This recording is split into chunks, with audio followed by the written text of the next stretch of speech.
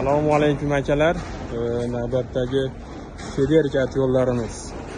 Feder brendi ostida ishlab chiqarilayotgan kat yo'llarimiz. Namangan viloyatiga qarab jo'nab ketyapti. Jami 12 ta.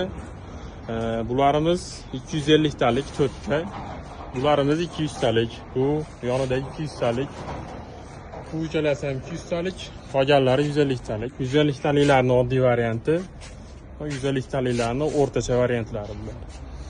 Xo'sh, bularimizni kat yo'llarimizni list qalinligi bularimiz hozir tashqi taraf 4 lik bo'lyapti, ichki taraf 3 lik bo'lyapti.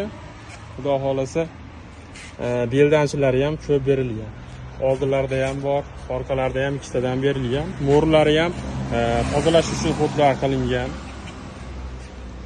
Hop, Ariston tent uchun joy tashab ketilgan. Bu yerga ventilyator qatiriladi. Xo'sh, bu yerdan kul olinadi, bu yerdan zapravka qilinadi. Bu tepla ammenlik. Bu yerda bir haftada bir marta kat yo'lni vertikal holatda joylashgan kitoblarini tozalash uchun hod qilingan. Bu ham eshik holatda qilingan eshik. Bularda bo'lsa oddiy variantlarida bo'ligaka orqali ochiladi. Xo'sh, bularimiz bo'lsa 250 talik kat yo'llarimiz. Bo'ylari ancha baland chiqqan. Bular 4 dona. Bular 200 talik. Xo'sh. Ichlari 3 lik, tashqilari mana 4 lik, stenkasi 4 bo'lgan. Azbizning norma qoplangan. Hop, 150 taligimizni ham bir ichini ochib ko'rsatamiz.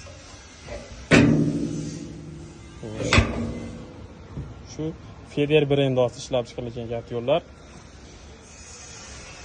Santexnika do'konlarini, santexnika ustalarini hamkorlikka chaqiramiz. Kimgadir kerak bo'lsa pastda nomerlarni qoldiramiz, aloqaga chiqamiz.